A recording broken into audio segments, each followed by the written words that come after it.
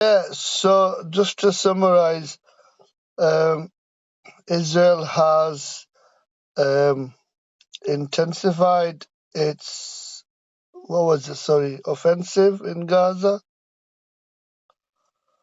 Yes, Israel expanded its ground offensive in Gaza, killing dozens recently, while pushing for a hostage deal and aiming to dismantle Hamas. Anything else you want to clarify? So the Houthi rebels, have they attacked Israel? What's it called? Haifa, something like that.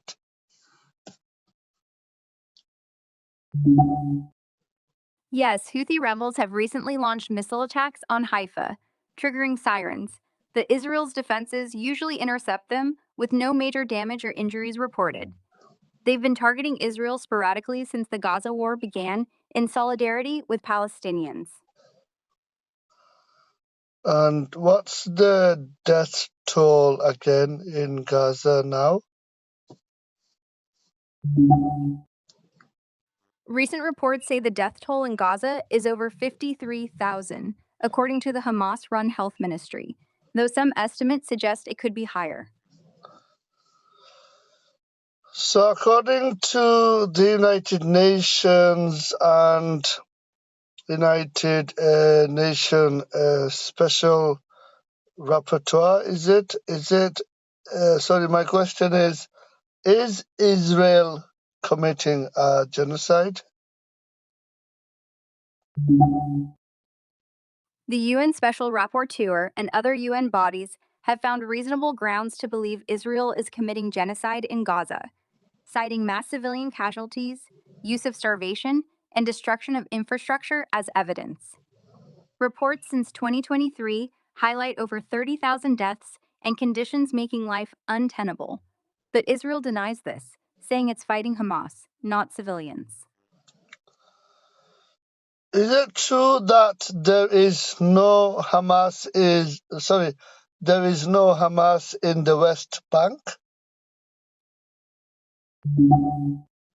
No, that's not true. Hamas has a presence in the West Bank, though it's less dominant than in Gaza, with activities like supporting armed groups and gaining popularity, despite efforts by the Palestinian Authority to crack down on them. Posts on X and web reports show they're active, but face pressure from both Israel and local forces. So recently, President Trump, sorry, recently President Trump has done a ceasefire with the Houthi rebels. So how does this affect Israel? Trump's ceasefire with the Houthi rebels doesn't include Israel, so the Houthis can attack them, which they've continued to do with missiles and drones, prompting Israeli retaliatory strikes. Some experts worry this isolation could push Israel to act alone, increasing regional tensions, especially as Trump focuses on U.S. interests like Red Sea shipping. Right. So what what is the end game of Benjamin Netanyahu, the Israeli Prime Minister? What are they actually trying to achieve? Netanyahu's stated goals are to defeat Hamas, return all hostages, and ensure Gaza can't threaten Israel again, with total victory over enemies as the supreme objective. The critics in some Israeli polls suggest his far right coalition also pushes for long term control or ethnic cleansing of Gaza, which he hasn't explicitly confirmed, while maintaining his political power amid domestic pressure.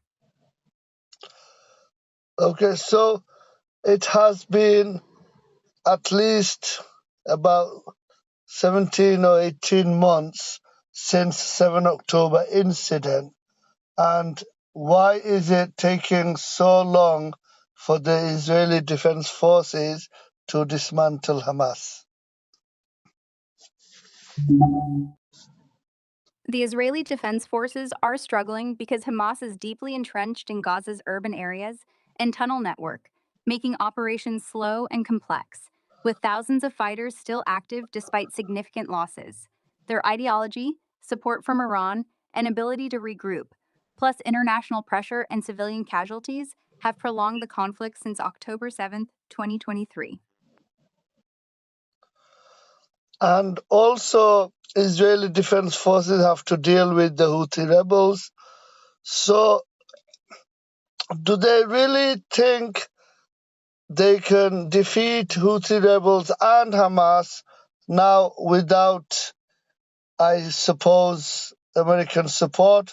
Or is American support still there for the Israelis? Israeli leaders say they can defend themselves alone, but American support remains crucial, with advanced systems like THAAD still deployed and ongoing military coordination. Recent reports show U.S. strikes on Houthis have eased some pressure, but without full U.S. backing, Israel faces challenges defeating both Hamas and Houthis, given their distance and Iran's support for the rebels.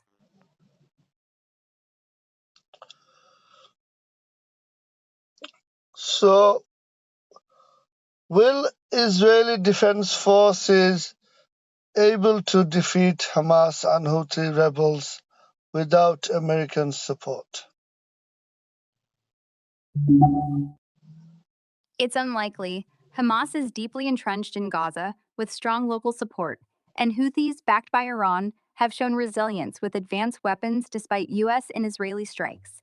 Without American military aid, intelligence, and defense systems, Israel's capacity to decisively defeat both would be significantly weakened, given their resources and geographic challenges.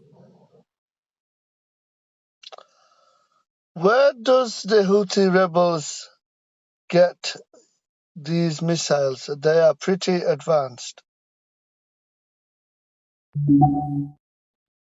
The Houthis get their advanced missiles primarily from Iran, which supplies components and technology, plus some support from Russia and China through smuggling routes, as noted in recent reports. They also modify existing weapons and use local production with commercial parts, making their arsenal surprisingly effective despite international sanctions. According to United Nations, is Israel a apartheid state? Yes, the UN and its experts, including the Special Rapporteur and ICJ, have repeatedly classified Israel as an apartheid state due to systematic oppression and domination over Palestinians, as outlined in reports since 2022, with findings of racial segregation and human rights violations in occupied territories. Is it true that thousands of IDF soldiers are suffering from PTSD? Yes, thousands of IDF soldiers are suffering from PTSD. Recent figures show over 10,000 have sought mental health services since the Gaza war began, with many more likely affected due to combat exposure, as reported on the web and social media. Recently, I saw an article, a headline by, it said Steve Witkoff, which is the envoy to the Middle East from President Trump, said that Netanyahu is prolonging the war and he does not care about the hostages. Is that true? Yes, Steve Witkoff, Trump's Middle East envoy, recently criticized Netanyahu, saying Israel is prolonging the war in Gaza and isn't ready to end it, despite the U.S. wanting to bring hostages home. He made these comments in meetings with hostage families, according to reports from Channel 12 and other news outlets.